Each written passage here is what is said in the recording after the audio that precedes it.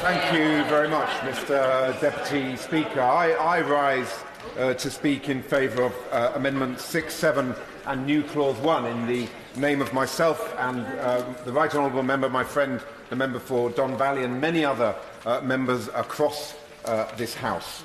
But before I do, I wanted to briefly say that I will be voting for the bill itself this evening.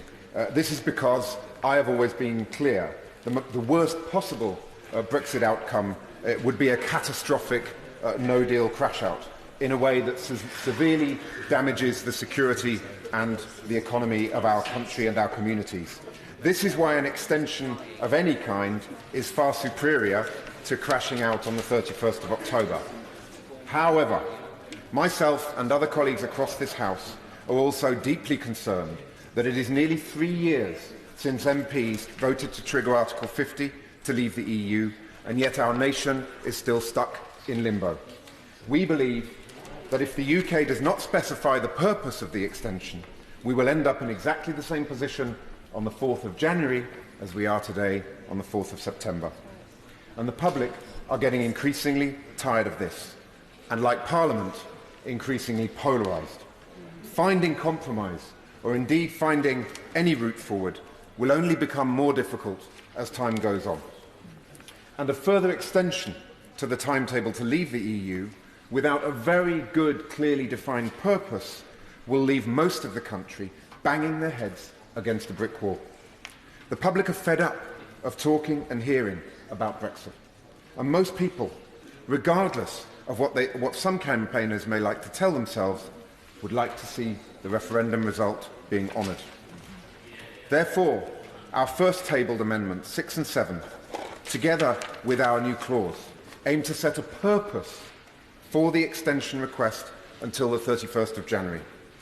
The explicit purpose, we state, should be to pass a Brexit bill, and more specifically, to pass something similar to the withdrawal agreement bill which was drafted in May 2019 as a result of the cross-party talks.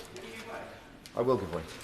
Thank him for giving way, and the honourable gentleman knows I have worked with him on a couple of issues over the last few years, and I think he does want to make good on the referendum. The problem with his extension, of course, is that we have repeatedly heard from members of Parliament saying they want to respect the will of the referendum, but every time we come to a vote on the matter, there is always a reason why they can't quite bring themselves to trot into the lobby and vote for the withdrawal agreement. We've had 3 occasions in which we could have voted for the withdrawal agreement, 4 other occasions to express an opinion in favour of Norway or EFTA or EEA. Every single time, the same MPs trot up and say they support the referendum result, and when it comes to the vote, they vote to block Brexit. So what's going to be different this time? What I would gently say to the honourable member is that the meaningful votes that took place are a very different kettle of fish to what was produced by the cross-party talks. And as I'll come on to later in my speech, the cross-party talks contain a number of extremely important compromises and concessions for these benches. And it is therefore a travesty that this Parliament never had the opportunity to debate or vote on the withdrawal agreement bill. It is a different kettle of fish to what went before.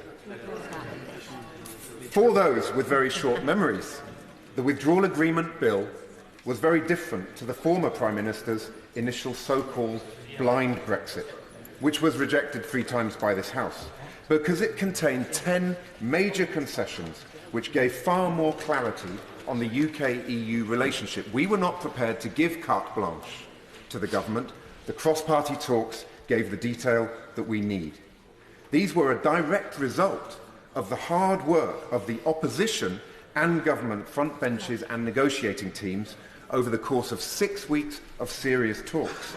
The concessions included a customs union compromise with a binding vote on post-Brexit customs arrangements, a workers' rights bill which would guarantee that employment rights in the UK would not lag behind those of the EU, a pledge that the UK will see no change in the level of environmental protection after Brexit, a promise to seek as close to frictionless trade in goods with the EU as possible, whilst outside the single market and ending free movement, a commitment to having parliamentary time to allow for a vote at committee stage on whether the deal should be put to a second referendum, an assurance to MPs that they have to have the final say on the UK's relationship in the future with the EU, and a promise that Northern Ireland will stay aligned with the rest of the UK on regulations and customs, even if the backstop does come into force.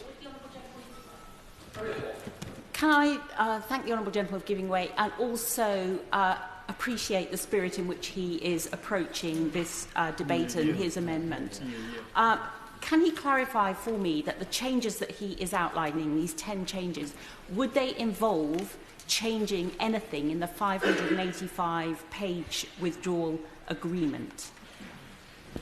The 585-page withdrawal agreement remains intact because those are the separation issues. All of these issues are around the future relationship, which the European Union has made clear they are open to amending. The future relationship is, of course, a political declaration. The reasons that these benches were opposed to previous deals is because there was so little detail on the future relationship, and frankly also because we had said repeatedly that the government should reach out to us rather than going to the wrong extreme in this debate, reach out to Labour benches.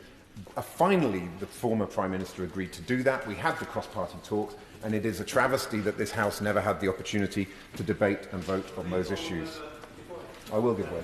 I'm very grateful to the honourable member, and as someone who feels very strongly that the polarisation in this debate has been immensely damaging for our country, and who feels that there aren't enough people finding ways of bringing our country back together again, does he share my view that this is a route to achieve a compromise, an art that appears to have been lost in this place at present, and perhaps a way for someone like me who believes in a relationship, something akin to what Norway has, to find a way forward to achieve a compromise that meets the obligation of meeting the referendum outcome, but also recognises the views of so many people about the need to maintain a very close relationship with the EU.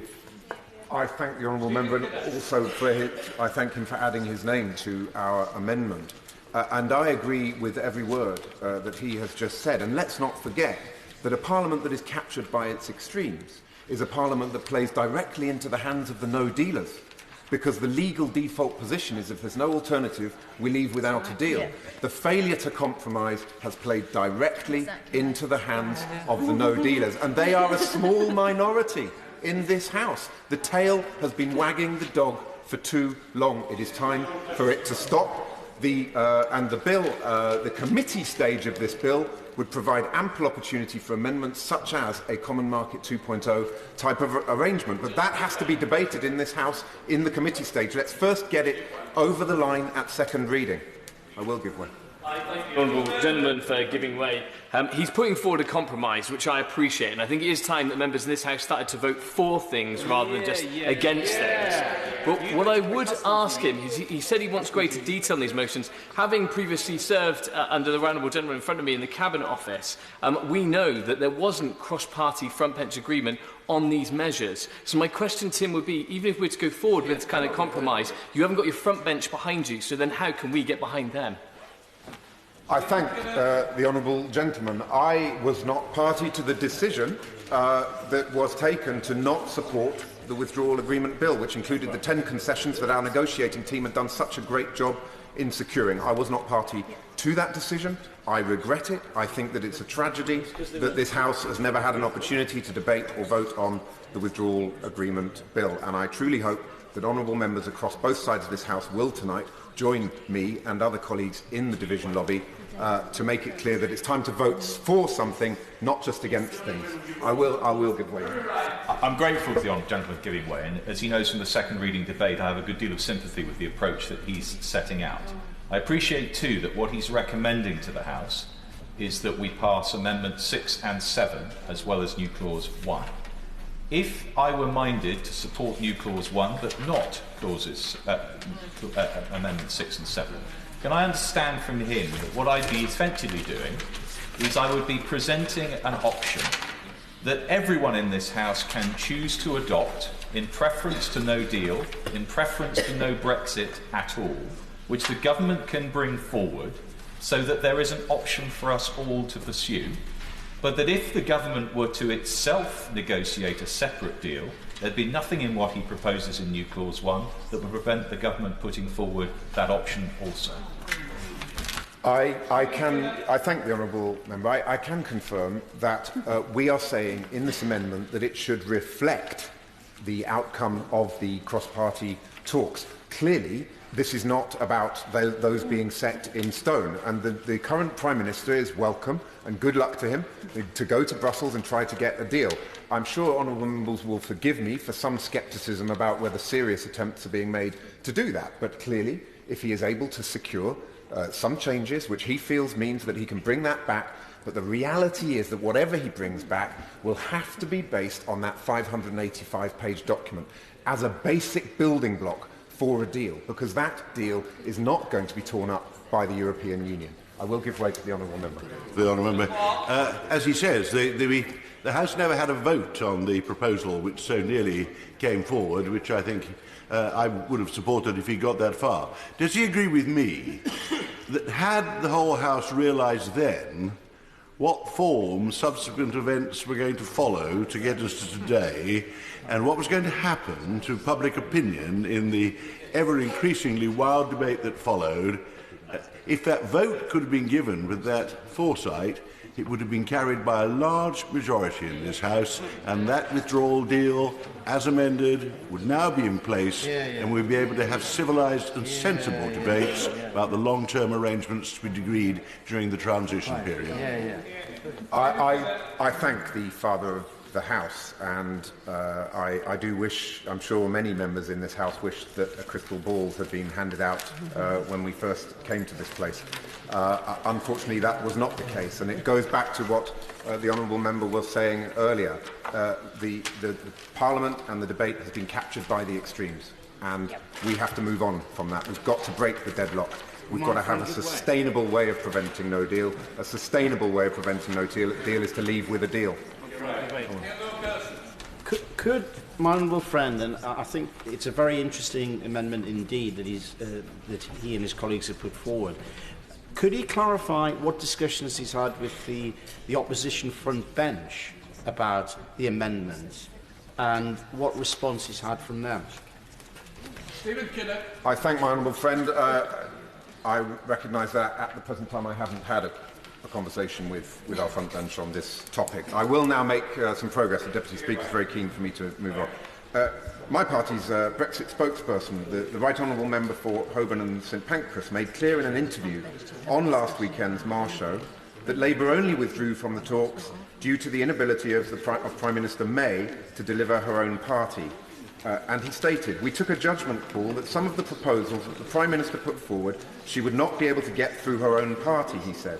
This, I think, confirms that our side was indeed ready to compromise on a deal if the Prime Minister could deliver her own party. So the goodwill was clearly there. Now all the focus should be on finding a way to put that deal back on the table, to study it, to debate it, to amend it, to vote on it, and ultimately to use it as the vehicle, the basic vehicle, to sorting out this shambolic situation we currently find ourselves in. That's I will avoid. I appreciate the tone of his remarks, and I agree with his opening remarks that we want this over with and move on. But my worry is, doesn't his idea require guarantees and statements from the European Union, and what would they be, and how could we secure them? Well, at the heart of this bill, and the heart of of this amendment and of the withdrawal agreement bill, is a document that has absolutely been signed off on by the EU 27. It is there. It's ready to go. It's off the shelf. The changes, the 10 concessions, relate to the political declaration on the future relationship. So the answer to his question is that the European Union, I think, would bite our arms off if we were able to come forward and say, this is the deal, there are some tweaks, but in essence, this is where we need to go. And that is why I think it's so vital that we use the extension period for a purpose, and this is ready to go. Very generous. I'm sorry that there are so many questions, but it's interesting that with a sensible suggestion that the House is genuinely interested in trying to find some consensus here. And in that spirit, I ask a slightly cheeky question, which is that were one to have committed to do or die by the 31st of October, is there any way that we could get this consensus, this new idea, through the House before that date without relying on the extension? As my honourable friend, the member for Don Valley, said in her speech in the second reading, we are ready to work every hour of every day, 24/7, to make this work. The 31st of January is a date that's named in the extension document, but if we can get it done before then, and indeed before the 31st of October, indeed, and the huge advantage with this, it's on the shelf, it is ready to go. We would not have to accept the withdrawal agreement bill as it stands in its entirety. We can add amendments at committee stage. We could improve it just like any other legislation. Those who are campaigning for a second referendum can even try again to add a confirmatory vote to it at committee stage, if that is the way they wish to go. I myself, as said earlier, would look at trying to bring in more of a common market 2.0 approach. Those options are all open to us at the committee stage, but we have to get it over the line at second reading. The reality is, whatever angle you're coming from in this deeply divided and fragmented House, the withdrawal agreement bill is the only game in town if we want to make progress. Our second substantive point today, it calls on the government to publish a copy of the draft bill to implement the withdrawal agreement between the United Kingdom and the European Union within 5 working days. This draft bill must include provisions reflecting the outcome of the inter-party talks. We know that that document exists. We need to see it published so that we can really give it the scrutiny that it requires. Mr. Deputy Speaker, for any member who either supports a deal-based Brexit or indeed even a second referendum, who supporting the amendments that we are putting forward this evening, it is the most sensible, pragmatic approach and the way forward. Let's get this done. Let's rediscover the lost art of compromise. Let's move our country forward onto the issues that matter to people, up and down. Sorry, because I suspect he's in his peroration, but I just wanted to say to the honourable gentleman a simple question. Has he checked with his own front bench that they would actually support this amendment and therefore move it? They didn't. Just respond to that. I understand that our position at the present time would be to abstain on this amendment, but I'm not 100% sure of that. I really hope that colleagues, having listened to the debate, will look at supporting this across the House, because I think, given the amount of support we're getting on both benches, we've got a real chance of getting this across the line. Briefly, and then listening to him and reading the amendments and in New Clause 1, 2B, when he talks about alignment with Northern Ireland, is he saying that the whole United Kingdom, i.e. the 4 nations of the United Kingdom, would be in one single market until such time as the Europeans agreed during the transition period? I thank my honourable friend. That is correct. The commitment made in the clarifications on the withdrawal agreement bill make it clear that until such time as alternative arrangements are found, that is in place.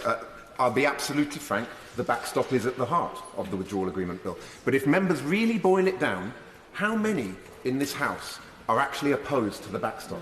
I'm a big fan of the backstop because I believe the backstop protects peace in Northern Ireland. The vast majority of Conservative MPs voted for the withdrawal agreement, which has the backstop at its heart. There is a maximum of 50, 60 maybe members of Parliament who are opposed to the backstop, and as a result of that, we're in the mess we are now. It is the definition of the cliche, the tail is wagging the dog, and it has to stop.